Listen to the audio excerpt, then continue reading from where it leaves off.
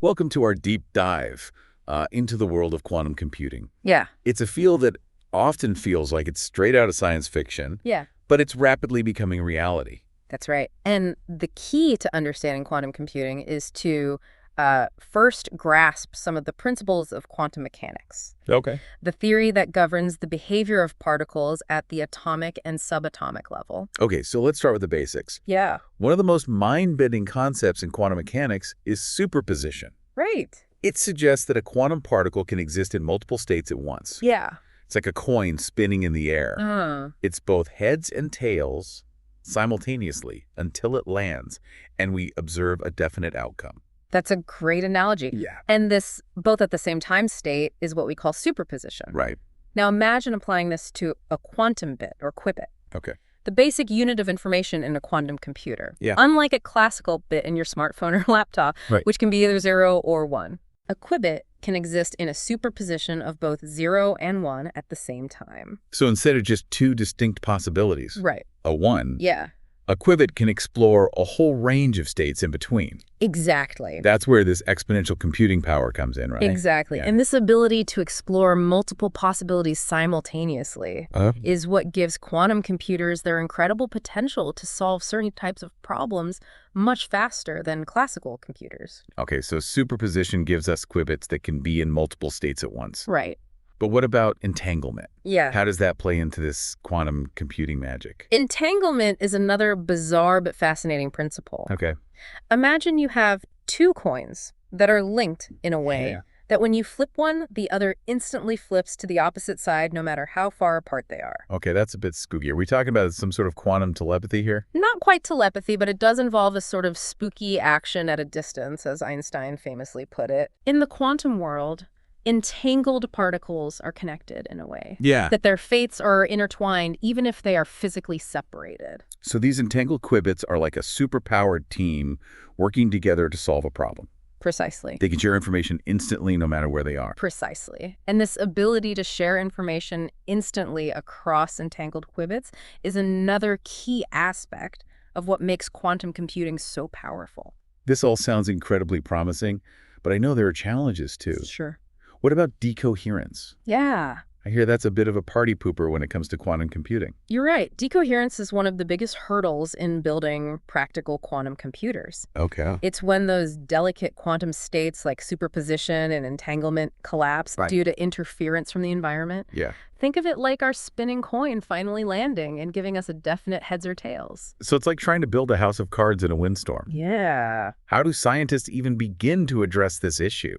Well, one way is to create extremely isolated environments for these qubits, Yeah. shielding them from any external disturbances. Right. This often involves cooling them down to extremely low temperatures, colder than outer space. Wow, talk about a controlled environment. Yeah. So we've got these powerful qubits that can be in multiple states at once, Right. linked together through entanglement, but incredibly sensitive to any outside interference. Yeah. What are the components that make up a quantum computer?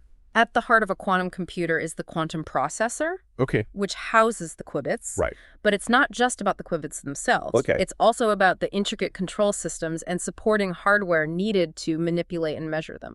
I'm picturing a high-tech orchestra with the qubits as the instruments and the control systems as the conductor, carefully orchestrating their every move.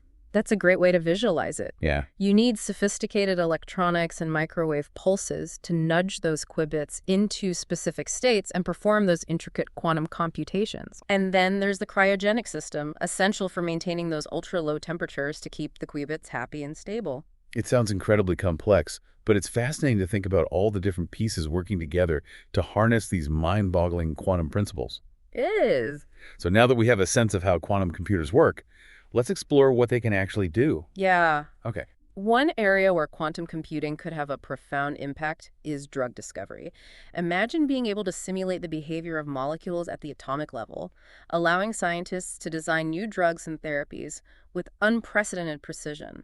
So instead of the trial and error approach we often see in drug development today, we could use quantum computers to design molecules with specific properties and predict how they will interact with the human body. Exactly. Quantum computers could revolutionize how we understand and treat diseases. And it's not just about developing new drugs, it's also about personalizing medicine, tailoring treatments to an individual's genetic makeup. That's incredible. And what about material science? I've read about how quantum computing could help us create entirely new materials with properties we've never seen before. That's right. Quantum simulations could help us design materials with enhanced strength conductivity, or even the ability to capture carbon from the atmosphere.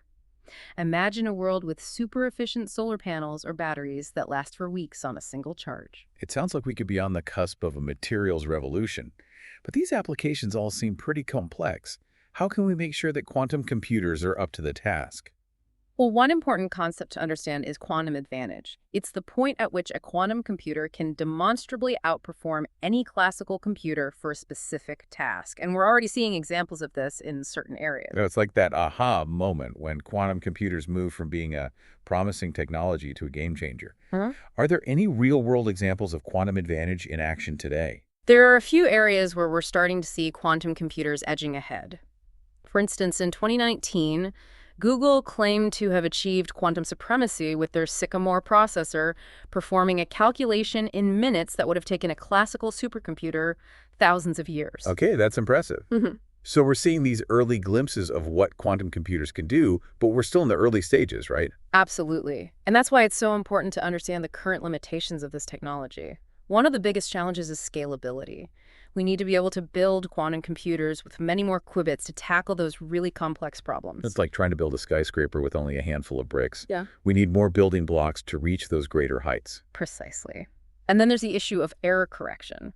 Remember those delicate qubits and how sensitive they are to any disturbance? Well, those errors can accumulate and corrupt the calculations, so we need robust methods to detect and correct those errors. It's like trying to write a symphony with musicians who keep hitting the wrong notes. You need a way to smooth out those errors and keep the music flowing. A great analogy. And on top of that, we need to develop more efficient algorithms, specifically designed for quantum computers. We're just starting to scratch the surface of what these algorithms can do. So it's like having a powerful tool, but needing the right instructions to unlock its full potential. Yeah, It seems like there's still a lot of work to be done before we see quantum computers becoming mainstream. that's true. But the progress is happening at an incredible pace. Mm-hmm. And there are many different approaches being explored, from superconducting qubits to trapped ions and even topological qubits. Okay, so we've talked about the science, the challenges, and the potential applications. But I'm curious about something else. What does a quantum computer actually look like? Are we talking about a sleek laptop or something more like a giant supercomputer? Well, most quantum computers today are actually quite large and complex, often taking up an entire room. They require specialized equipment to control and manipulate the qubits, as well as cryogenic systems to keep them at those ultra-low temperatures.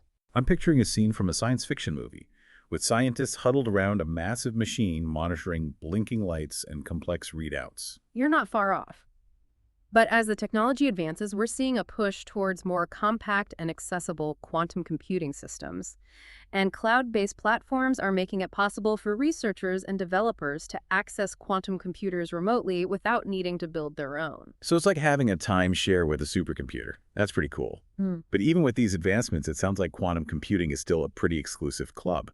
Who are the major players driving this field forward? You've got tech giants like Google, IBM, and Microsoft investing heavily in quantum research and development. But it's not just the big companies. There are also numerous startups and research institutions around the world making significant contributions. It sounds like a global effort with everyone racing to unlock the secrets of quantum computing. But with all this competition, what are some of the ethical considerations we need to keep in mind as this technology evolves? Yeah. That's a crucial point. It's not just about building powerful machines. It's about building a future where this technology is used responsibly and ethically.